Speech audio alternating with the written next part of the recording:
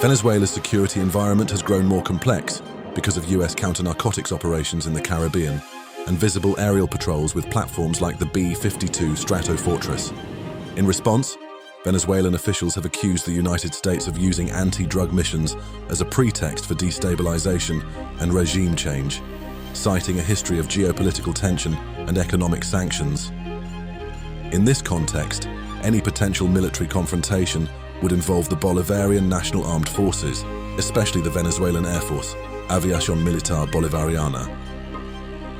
While the United States would likely maintain air superiority in a conventional conflict, the Venezuelan Air Force's Su-30MK2 multi-role fighters and mobile surface-to-air missile systems could complicate US operations, particularly in contested coastal areas. Today, we look at the composition, history, and operational viability of Venezuela's Air Force, its strengths, limitations, and how much credible resistance it could present in a modern air campaign.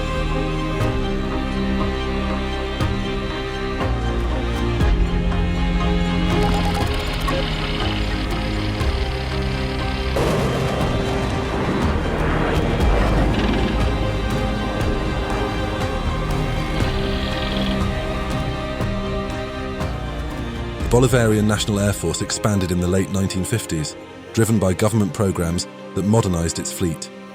These acquisitions reflected regional air power trends and paralleled platforms used by countries like Australia. Early jet fighters and tactical bombers marked Venezuela's shift from piston to jet aviation. A variety of iconic Commonwealth aircraft made up much of the Air Force.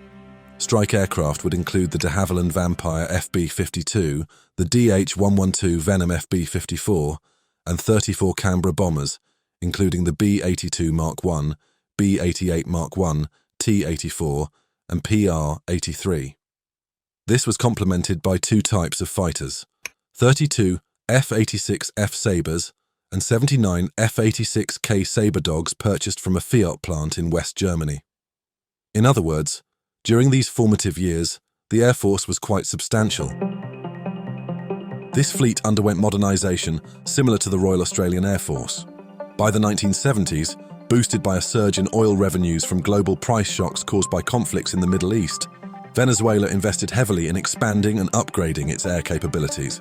This period marked a strategic shift, with acquisitions focusing on advanced trainers, strike aircraft, and multi-role platforms, signaling the country's ambition to maintain a credible and regionally competitive air force. For forward observation, training, and close air support, a fleet of T-27 Tucanos was purchased, along with the OV-10 Bronco. For advanced training, the Air Force acquired an initial batch of 12 T-2 Buckeyes, a US Navy intermediate jet trainer, from the late 1950s. Then came the strike and fighter aircraft. Between 1972 and 1974, Canada sold off 20 CF-5A and D aircraft to Venezuela. These were license-built derivatives of the F-5A Freedom Fighter, thus being capable of both air superiority and strike missions. The main fighting force would consist of Mirages. 7 Mirage 3s would be purchased in the 70s, all of which were custom-built 3EVs, a derivative of the E, thus being single-seaters with more modern equipment such as TACAN integration. These would be followed by 6 Mirage 5Vs, again a custom single-seater, built specifically for Venezuelan export. The 5V would be adapted for ground attack. Next came the Mirage 50EV, a Mirage 5 modified for a fighter-bomber role. The 50EV featured forward canards, a refueling probe, new INS, radar, RWR, and countermeasures systems. It was also equipped with a digital heads-up display. Crucially, it would be capable of using the French-built Exocet ASM, which gave the Venezuelans more effective precision standoff capability against incoming vessels. 13 of the 50 EVs would enter service, 6 actual custom-built models, and 7 conversions: 2 Mirage 3 EVs, 2 Mirage 5Vs, and 3 Mirage 5Ms purchased from Zaire. Today, the Air Force has upgraded again, though not to its previous extent. As one of the first export customers of the F-16, Venezuela received the F-16 Block 15 in 1983. In total, 18 single-seat A models and 6 twin-seat B models were purchased. Since 1992, however, sanctions have prohibited the sale of weapons parts for the Viper, cutting off the lifeline needed to keep them running. Reportedly, only 3 to 5 F-16As and 1B remain operational, with the rest grounded. At one point, the Air Force also had access to 1 or possibly 2 Boeing 707s modified for refueling. This is similar to what other air forces have done, including Iran in the 70s and 80s, with KC-707s, and Israel today, which appears to unofficially operate similar modified 707s as a budget alternative to the KC-135. Whether Venezuela still has access to such an aircraft remains uncertain, with conflicting reports about its fate.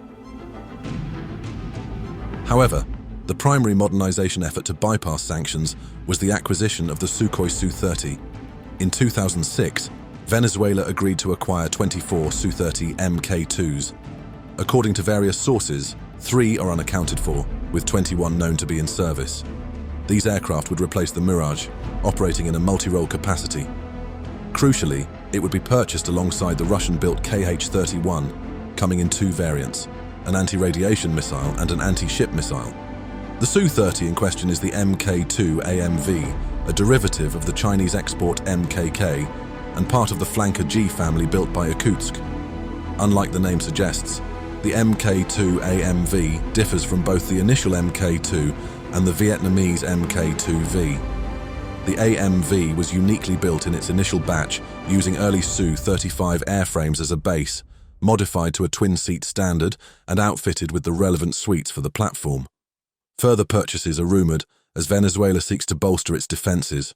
Reports suggest another 12 Su-30s may be on order, along with a possible revival of a failed deal to secure a similar number of new air superiority fighters, specifically the Su-35 SE, a derivative built by the Komsomolsk-on-Amur aircraft plant for the Iranian Air Force. Whether this is true remains to be seen. Beyond its main force, Venezuela operates a small number of utility and attack helicopters, including Mi-17s for transport, AS-332 Pumas, and at one point, Hinds for attack, though the status of these remains unknown. Fixed-wing utility aircraft include the C-130 and Shaanxi Y-8, along with various smaller civilian-grade fixed-wing and rotary aircraft that can fill a range of transport and logistics roles.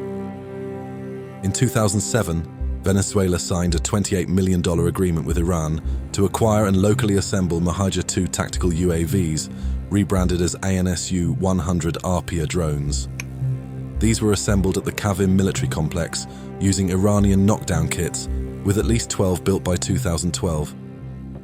Though some reports mentioned higher intended numbers, only a dozen are confirmed operational. These UAVs are primarily used for reconnaissance and surveillance and mark Venezuela's most significant tactical drone acquisition to date. Finally, the situation with defensive equipment remains unclear. Venezuela reportedly operates an unconfirmed number of S-300 Gladiators, mobile SAM sites that can also serve as anti-ballistic missile systems. Alongside these are smaller, more mobile SA-17s, the successor to the SA-6, which are radar-guided and offer medium-range coverage.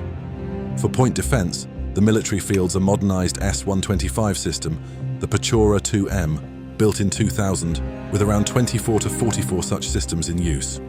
These major systems are supplemented by ZU-style AA guns and man-portable air defense systems, including the Swedish-built RBS-70 and Russian IGL-AS, the latter with a greater effective range than the Stinger.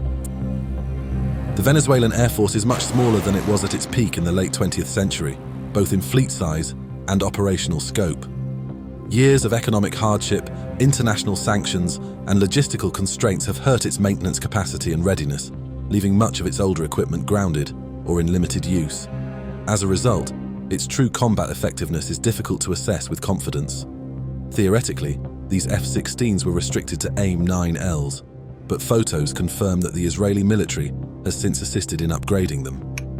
According to images, they now field both the Python 4 infrared missile and the Lightning targeting pod. It has also been reported that Venezuela may have received precision air-to-ground munitions from Israel, which are compatible with the F-16A. The air defenses are also serious, even against modern aircraft. The S-300 remains formidable, with wide coverage when positioned correctly. The most immediate threat may come from the 12 SA-17s, or Buk-M2 in Venezuelan service, which have an 80,000-foot intercept ceiling and strong overall performance. It should be noted that in the Russo-Ukrainian War, this system was noted by Ukrainian Fulcrum pilots as being their biggest concern when on mission. All known Venezuelan air defense systems are mobile, from vehicle systems to shoulder-mounted weapons and towed AA guns. This mobility makes mission planning, suppression of enemy air defense missions, and regular operations riskier for US pilots because of the rapid deployment and escape these systems allow. In practice, these systems cannot be underestimated, even against modern fighters. This threat was shown in March, when officials claimed an F-35 was forced into evasive maneuvers by Houthi air defenses over Yemen, and 7 MQ-9 drones were reportedly downed by similar systems. The Houthis claim they have used systems like Venezuela's to down or damage various Saudi jets, including F-16s, F-15s, drones, and tornadoes. In terms of air power, the flanker serves as the main defense, equipped with the R-77 missile and anti-ship munitions, making it a threat to Navy craft. While these aircraft lack stealth, they can rival the Super Hornet in a multi-role capacity, offering strong BVR capabilities and limited electronic warfare and jamming.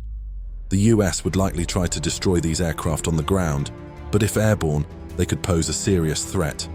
Thus, in the final analysis, while the Venezuelan Air Force would be unable to withstand or repel a sustained air offensive by the US Navy and Marine Corps, its combination of advanced Su-30MK2 flanker fighters and a layered network of mobile, radar-guided air defense systems, including long-range SAMs and manpads, would significantly complicate any aerial incursion.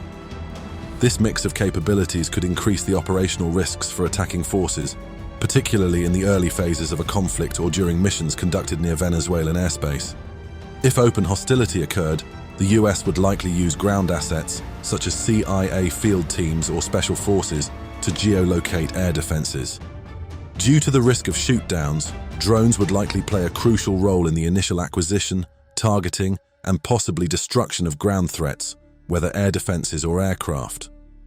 This would help avoid combat search and rescue operations over defended territory, so stealth drones like the Sentinel might be used for this purpose.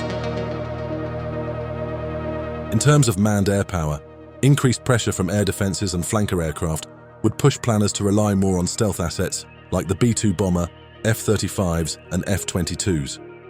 Aircraft would aim to neutralize threats on the ground, as seen in modern first strikes. But if that is not possible, US air assets would have to face the Su-30, which may be Venezuela's greatest direct threat to incoming aircraft. While small, Venezuela's air force isn't toothless, and in the right conditions it could still bite.